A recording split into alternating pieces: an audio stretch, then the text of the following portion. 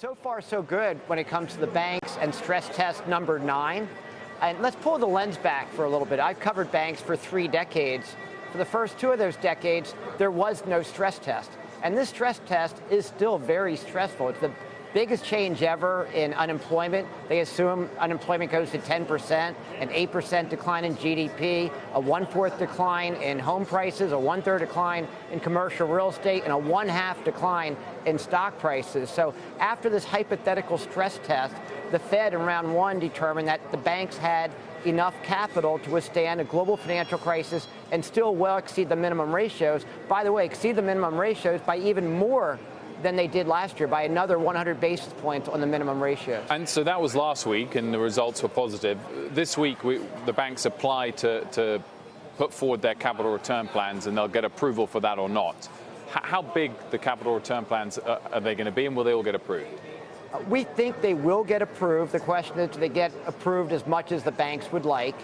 And but in the scheme of things, we have cap returns calendar year to calendar year next year up over 10% to $130 billion of capital returned. And that $130 billion relative to the market cap of the banks, $1.3 trillion, that's a 10% cash back yield. So that's dividends adjusted for buybacks divided by market capitalization. That's a 10% yield. That's off the charts, and that's the highest level in history relative to the 10-year bond, which is 2%. Who's going to be the most generous?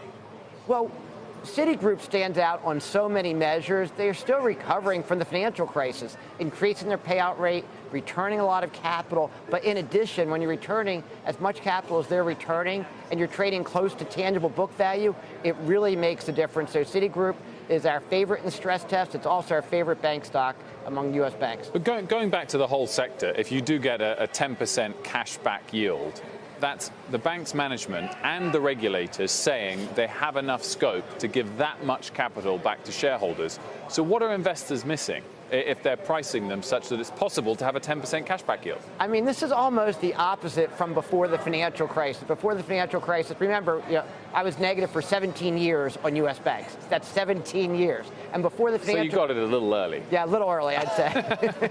But still, I mean, over that time frame, the banks went down by a quarter, and the stock market was up a lot. But having said that, for a few years before that, people didn't care. Loans were growing too quickly. This is the opposite of that now. Banks are resilient. They're stable. They're returning capital. They're cutting costs.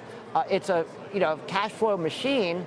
Yet investors are ignoring the banks right now. It's crazy. Utilities trade at much higher valuations, and banks are still on their back. So what they're missing is the resiliency of the industry, the resiliency of this capital return, and they still have like last century's lens when they're looking at this group. And that will change as capital continues to grow higher on the bank's balance sheets. The banks continue to return more capital. The dividend yield at the banks alone is around 3%, but you layer in those buybacks, this is record territory for capital return relative to their valuation. Well, it feels like that when you get this big dip lower in Treasury yields, then that takes down the banks. And yet, when you get hopes of Fed stimulus, which also has the same effect, sometimes that takes up the banks.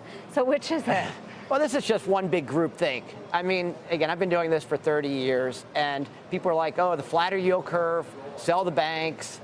And then what you also hear is, we'll buy the banks after the next recession. Give me a break. What investors are missing is, in a couple years, the industry should have the best efficiency in its history. When it comes to credit quality, the next recession, credit quality is stronger for longer. And once again, the cap return story is off the charts in record territory. Now, they are focused on the short term. We did take our numbers lower for some capital markets banks yesterday. We took that down. Going to the second quarter, capital markets has been weak relative to expectations. So what they're missing is they can't see, the investors aren't looking at the forest for the trees. You say, oh, short term, it might not be great. For every Fed cut, maybe it's a 1% hit to earnings. When you have 50% upside in your top picks over 3 years, 50% upside in Citigroup, and you care about 1 or 2% downside earnings expectations, investors are missing the forest for the trees.